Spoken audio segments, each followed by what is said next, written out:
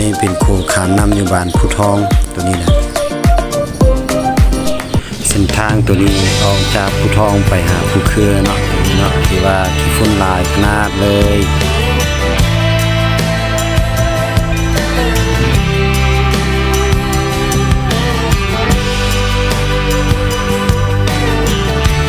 ตัวนี้จะเป็นบ้านผู้เครือเนาะเส้นทางที่ผ่านบ้านผู้เครือก่อนจะฮอดเพื่อต้องผ่านผู้เครือนี่ก่อน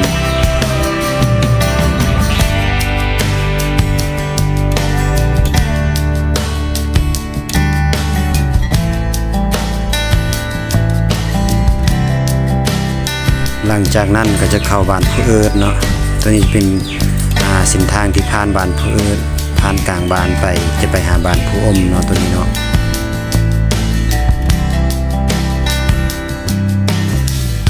ตัวนี้จะเป็นเส้นทางไปบ้านน้ำตองที่ว่าสั้นแล้วก็ถ้าฝนตกนี่มึนขนาดเลยตัวนี้เนาะ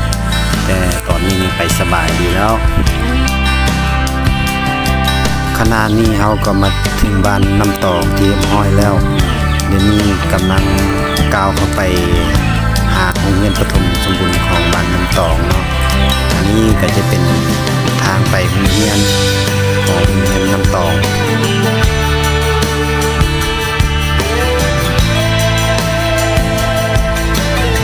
ก่อนจะไปหาโรงเรียนเราต้องได้ข้ามน้ำตองอันนี้คือน้ำตองเนาะโคน้ำตองตัวนี้นะครับนี่เป็นสภาพสร้างของโรงเรียนบ้านน้ำตองเนาะสร้างเก็บอาหาร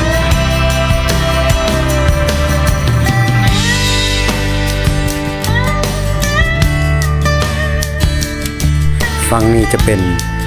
เฮือนกินข้าวแล้วก็บอนเฮือนครัวของโรงเรียนบ้านน้ำตองเนาะตัวนี้จะเป็นสภาพแบบนี้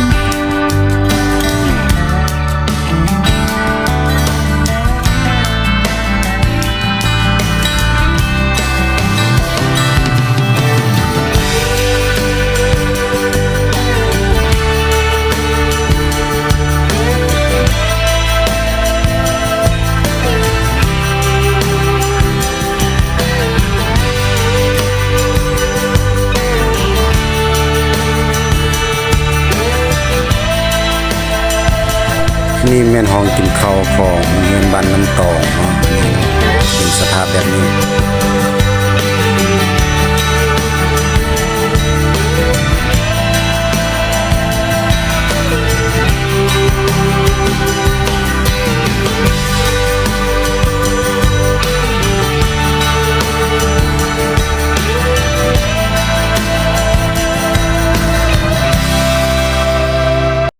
นี่เป็นโรงเรียนของบ้านน้ำตองเนาะอันนี้เนาะซึ่งเป็นภาพมุมสูง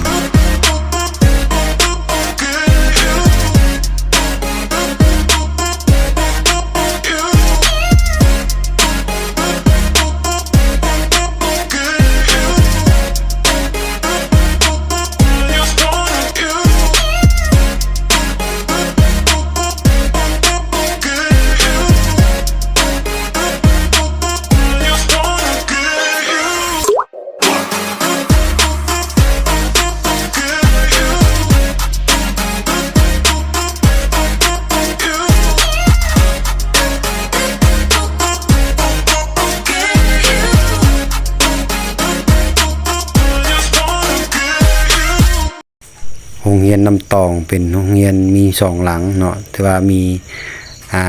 ทั้งหมด5ห้องเนาะเป็นห้องเกียมในห้องนึงห้องประถมเป็น4ห้องรวมเป็น5ห้อง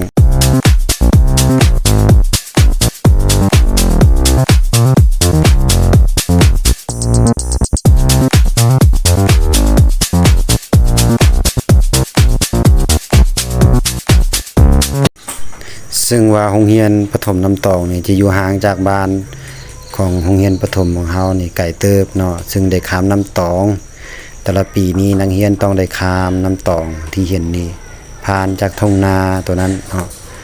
นี่ออกจากบ้านเส้นทางบ้านเนาะนี่ก็เป็น